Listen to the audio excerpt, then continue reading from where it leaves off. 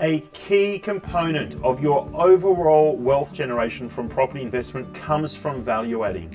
And at the moment, in the current environment, the primary method to generate returns through value adding is via cosmetic renovations. I might dig into that a little bit deeper in a moment, but in this content, I'm going to be taking you through how as a company, we try and streamline or make the returns from property cosmetic renovations more consistent, how we try and seek true alignment between us as a company and your wealth generations, and some strategies that we use in maximizing returns from these cosmetic renovations.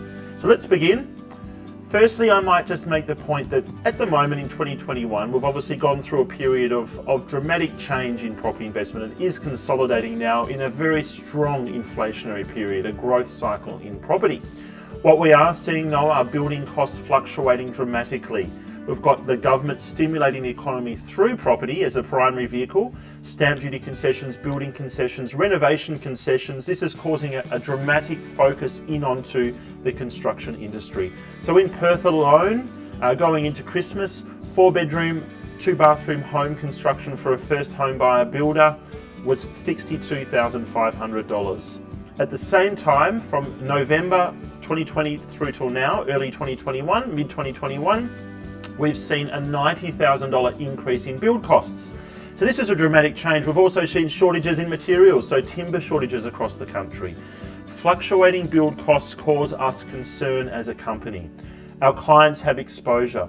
And I'll show you a case study in a moment where this did occur in our solution. But if we were making offers today, based on a renovation cost of $20,000, and that's where our profit is going to be through that project. If in 6 or 8 weeks, by the time that property settles, our renovation costs have grown to $30,000, then suddenly that purchase decision is called into question. So as a company, that fluctuation is entirely unacceptable. For you as an investor, that fluctuation is extremely unacceptable. What are we doing? Well, as a company, when we find these issues, when we find these problems, when we find these concerns, we find solutions firstly in what generates consistently strong wealth results for clients. Okay, if we are pointing in the same direction as you, if our results are tied to your wealth generation, if our value proposition is tied to your wealth generation, then we are pointing in exactly the same direction. The better we do at our job, well, guess what? The happier you are, the more friends you might tell, but also more importantly, the faster you'll be able to extract that equity or more equity, and faster you'll be able to extract that equity to then use as a deposit to purchase again, and ongoing through a wealth planning process. This is the reason why we seek this alignment, and we have now taken it upon ourselves to become extremely competent broadly in renovations. It's something we've done obviously over the years for ourselves and clients sporadically. Now it is a key focus to generating wealth returns for clients, consistently removing this fluctuation and creating true alignment between us and our clients' results. So let's jump in. This is a case study. This was actually the first property that came through where we saw this fluctuating in renovation costs with this client, Adrian, going into Christmas. We purchased a property. Okay, it was purchased for $322. Settlement came in the end of January, early February. So we all came back after our Christmas break. We touched base with clients. We touched base with the tradies. Obviously, prior to purchase, we got costing for a renovation, which is a core service of what we do. And obviously, we have a lot of favours and we can pull in brownie points in those quotes. But even so, with that, coming after Christmas, through this period where now every tradie is running around like a headless chook, all right, we've gone back and we've now asked those tradies to honour those quotes. Now they are extremely busy. 6 weeks later, this is a time where it's just shown dramatic change in the renovation and construction industry. They're all running around on jobs and they've got a pipeline of work out for months and months and months. So those same quotes with the same renovation quotes, we had this particular client, we were looking at low $20,000 as a renovation budget. That had grown now to over $30,000 in 6 weeks after. It was extremely concerning. It wasn't something that we're acceptable or happy about, obviously, and the client now was left with a property that they may not have purchased if they had known those renovation costs. So for me, this comes back to me personally. For me, it comes back to our brand and our reputation. What can we do to stabilize and remove these fluctuations from renovation costs? So I guess the solution to that was a full end-to-end renovation component of our business, actually facilitating these renovations, still using external trades where we can or where they are good value, but then we've got some strategies which I'll show you in a moment to lower renovation costs and share the load. Okay, so I'll jump into that. So this is Adrian's property, purchased for $322 earlier this year, 2021. The first thing we do when considering a property, and then also then considering what renovation to perform on that property, is to look at a target property that we can then use as our baseline for that renovation. This is something that if we renovate to this standard, this is going to be the, demonstrate the profit or create the profit in the project. If we can then renovate this target property to this one here, which recently sold for $395, that is our target. Okay, so we paid $322. If we can then come in and do a renovation on it, and we're renovating it through to the same standard of this property, the theory is that it's worth $395. Obviously, we have other comparables we're targeting this area. It all doesn't come down to one, but this helps us understand what our costs need to be in that renovation to create our minimum, as a rule with Ripehouse and our push property acquisitions, a minimum of 2-for-1 return on any $1 spent through a renovation process. So here, I'll go into the numbers in a moment. We are targeting that at least 2-for-1 return, and to begin with we need to start with the end in mind.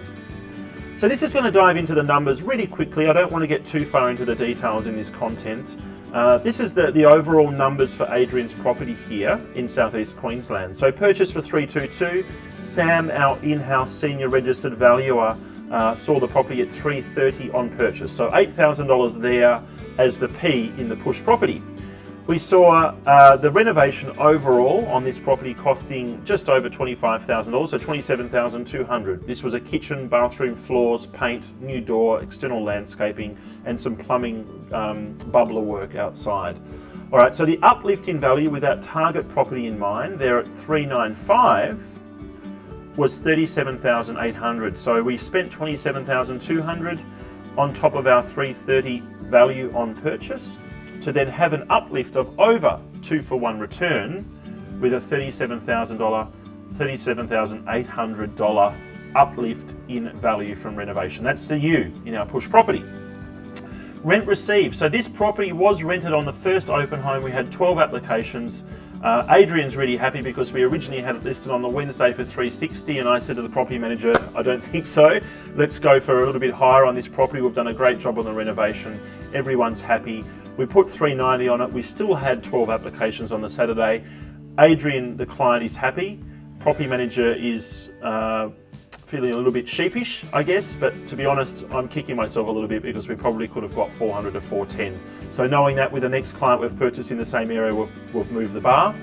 Overall, after all cost, okay, after every single cost, including an average mortgage, this is $6,140 in your pocket, cash flow positive per annum, not including tax depreciation, which will have a nice chunk because we've spent money on a renovation through this property. Overall, average capital growth in this region, as our performance in the past, obviously no indication of the future, but the H component, the high performance growth component, is looking to contribute a further $31,520 in uplift in value over the next 12 months. So overall, this is $83,460 in profit in that first year through this project. So this is just an idea of the numbers. I didn't want to get into too much details here, but this is just setting the scene. All right, let's jump forward. To achieve the maximum value uplift in a property, we cannot have a property compromised in any way. So what do I mean by that? If we're going into the trouble of doing a beautiful renovation on a kitchen, putting a new front door on the property, landscaping externally, the street appeal is very positive, the big ticket item like the kitchen is renovated, we put nice floating floorboards, brightening the place up, modernising the place, and then you walk into the bathroom and it's not renovated. The first thing your tenant's going to think is, I'm not going to have a shower in that. Okay. The next thing a valuer is going to think when they walk through it, comparing it, remember, to that comparable that sold for $395, they're going to go tick, tick, tick, cross. And all of a sudden they are going to find a whole nother raft of comparables to assess the value against. You cannot have a property that's compromised. It needs to be a consistent story all the way through. So when doing a renovation and when selecting the elements of that renovation, we do need to bring the property up in condition, in standard, consistently. We cannot have one element of it that creates doubt in the mind of prospective tenants that would then impact our potential to rent the property for an extreme strong rental amount, or the valuer who's going through the property, inspecting that property to us to be able to refinance, revalue, refinance and extract equity. We need to have this as a very consistent and congruent renovation process. All right, so this is where we start. This is getting into the nuts and bolts of it. So in doing these renovations, we are trying to find opportunities to maximize the amount that we spend in value uplift on the property. All right, so we start with those components that are potentially, and in all likelihood, based on our previous case studies and many renovations over the years, we're finding these items that generate a 3-for-1 return on our investments. The one that we start with, and it's not always possible, and remember, a renovation, which I'll get to at the moment, is a sum of all its parts. So we don't want to just buy a property where we can get a 3-for-1 return on one component, and then the other components are just, I guess, recovery work or rejuvenation work or gutters, stumping issues, etc. We want an overall balance of a property.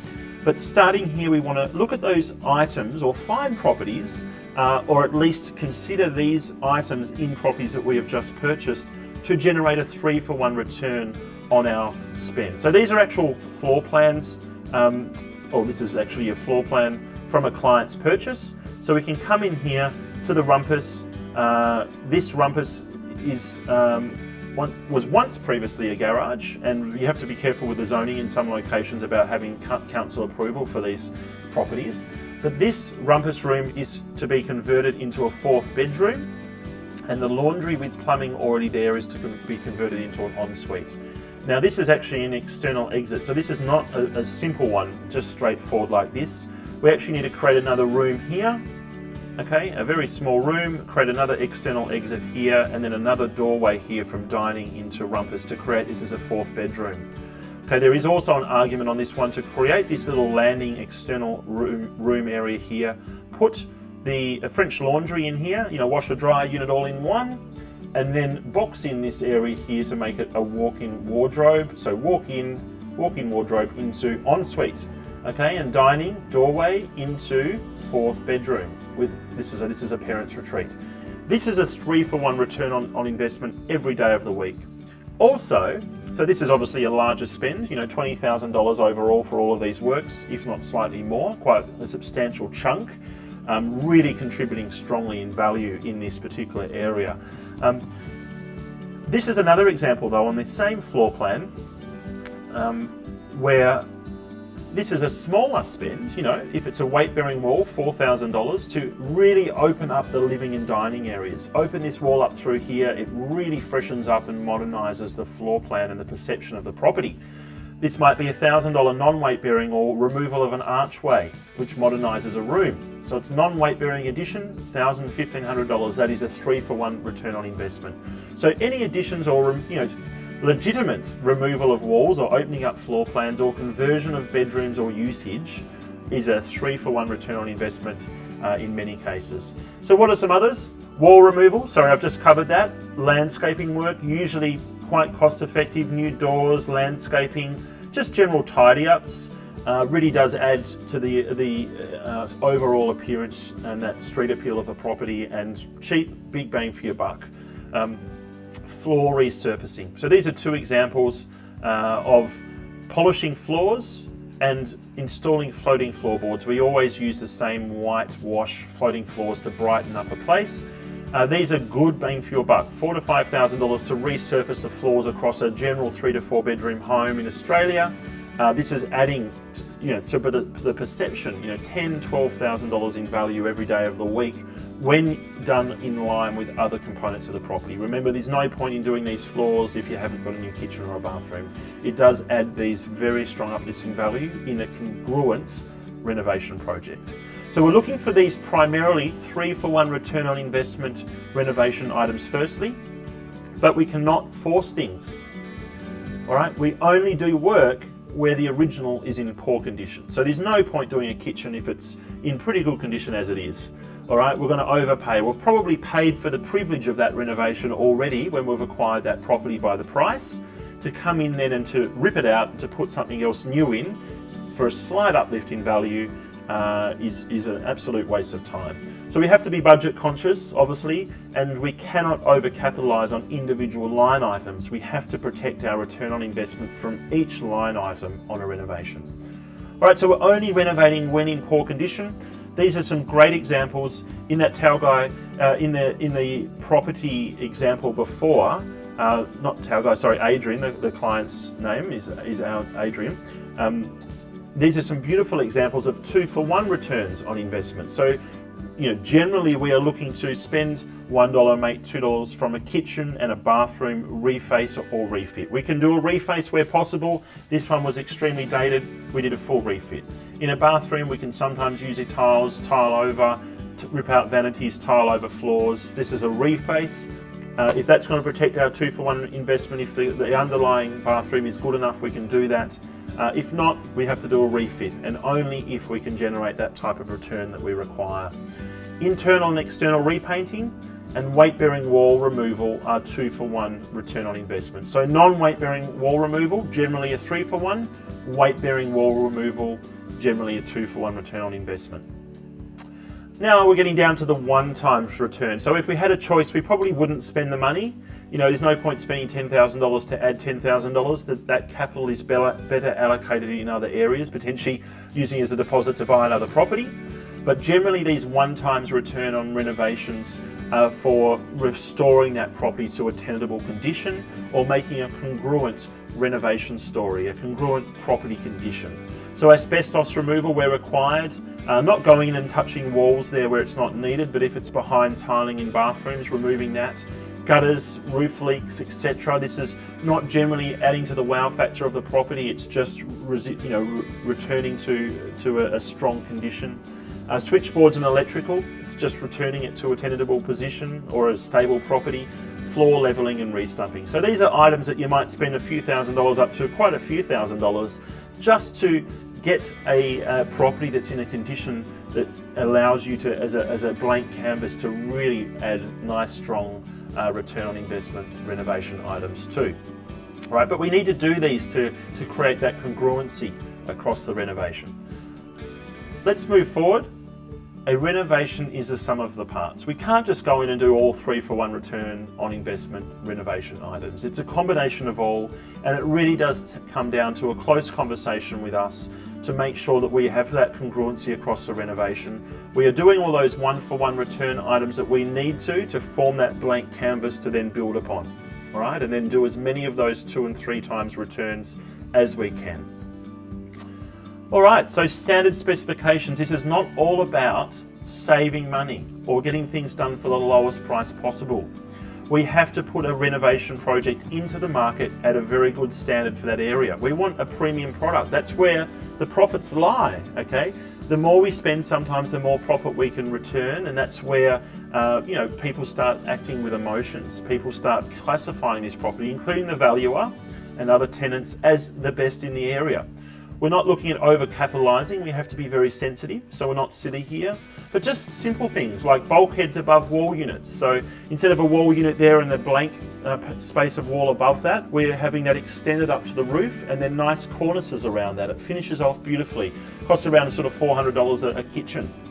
Clean wood, bright modern bench tops, modern sink and tapware, soft close drawers, two-pack finish cabinets, nice premium modern cabinets, mid-tier oven cooktops and range hoods. Okay, not the base model. Everyone knows the base models because I've looked at them in Bunnings, right? We want those ones that are in the mid-tier. Another couple of $100, and that brings it into wow, this looks a nice result and a nice unit. Bathrooms, floor to ceiling tiles. Okay, 300 by 600s we use generally, and we have all of this standardized, right? And I'll get to that in a moment. But that's not a huge amount more than having to bring a painter in and just do that piece of wall above the tiles and sinking it in with tiling right up creates a very premium product. Grey non-slip floor tiles, mid-tier vanities, toilets and taps. Okay, floors, hard-wearing whitewash floating floors. Painting, we just standardise this. Whisper White paints across all properties. We've shown and it's demonstrated to us and many others that it does create a nice, clean, crisp product. This is what we want. We want broad appeal. Remember? 3 ways we save costs as a company. We're trying to always find alignment. So bulk materials. We have buying power, and this is something that we haven't, we're trying to find, or we've seen issues with fluctuating build and trade costs, and we're trying to standardize that. So where timber costs, and in one particular town that we were buying in, or area that we were buying in earlier in this year, floating floorboards were sold out across the entire town. This is a town, I live in Hobart, it's about the size of Hobart, so a couple of 100,000 people live there. They had sold out of floating floorboards. Okay, the cheapest we could find that were of a reasonable standard were $26 a square metre. I said, this is not acceptable. I went out and bought 20 bulk pallet loads of floors from Sydney, and we moved it into southeast Queensland to save costs through that renovation. It's about being able to leverage our economies of scale to ensure and protect your at least 2-for-1 return on your renovation process. Bringing labour from out of town. So this is a second component. With fluctuating costs locally in different suburbs and local government areas of capitals and regionals, these pockets of capitals fluctuate. Okay, we don't need to be, controlled or dictated to by local trades. We move trades across the country. We set up accommodation for them. We move them from one area where they're sitting on their hands in Hobart or in Melbourne. So trades have done work for us over the years. We're moving them, they're driving, they're flying into accommodation to standardise labour costs in different areas. And then thirdly, we're moving tradies onto salary. All right, instead of them fluctuating and putting it at the bottom of their queue and covering all their costs as a business, charging us $70 or $80, $90 an hour, we're able to put them on salary based on the pipeline of work and doing this with clients. Put them on salary, pay them $70,000, $80,000. They are happy. They don't have all the overheads of running a business, etc., all of this stress. And then we can charge them out for $55, $60 after all of our costs are covered, and that is what you receive. All right, that's how we're trying to do this and streamline and save costs through a renovation process. Just some examples really quickly. So this is bulk. This is the bulk purchases that we did through Sydney, which is where we're able to source really high quality floating floors in bulk in extreme volumes for $12 a square metre. Bunnings has the same product for $19 a square metre, and at the time when we were looking into in the towns across southeast Queensland where we were looking, and Victoria and regional New South Wales, it was $26 a square metre. So just on that, the average home, 60 square metres, $420 per job in savings on floating floors alone. Bulk kitchens. We can go into Bunnings and we can, line up like everybody else. What about if we're doing, many kitchens per month, where we're able to go direct to suppliers and negotiate $750 per kitchen saving on a very comparable product to, say, a Bunnings or an IKEA kitchen. This is saving, these are line items that's very easy to quantify what they cost, and saving this indirect costs through volume. Bringing in out-of-town labour. So this is the example of just a handyman in regional New South Wales was $70 per hour. Well, I put one of my handyman who's done a lot of work for me over the years on the Spirit of Tasmania. He actually lives in one of my rental properties, a great guy. He went into regional New South Wales and did work longer term. He's just popped back for a bit of a break and he's going back over for $45 an hour. Okay, $2,000 across a renovation when he is doing this carpentry and handyman work across the project. All right, putting flat packs together, putting floors in with a flooring person or assisting in that labour job, demolition work, etc. Salaried labour.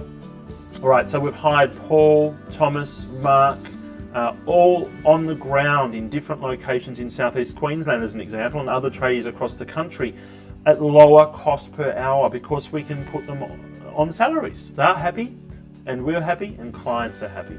That's the main consideration. So across a job, just that saving in salaried workers adds up to another almost $1,000 in save cost. So this is all about becoming a true wealth partner. The more consistently we can generate stronger returns on investments that we purchase alongside clients, the faster then they can generate and extract that equity and use it again to purchase and execute that next stage of a wealth plan. That's the whole idea of what we do. Hopefully this has shed some light onto how we do that through the renovation side of the business, the prices that we're able to provide, and obviously we do use some internal trades to these areas, and we go down to Bunnings or wherever it might be and buy some components. We are always looking for ways to lower costs and pass that on to you as clients to assist in this wealth generation. Hopefully that helps and helps you understand what we do and why we do it, and we're always on hand for any questions. Thank you.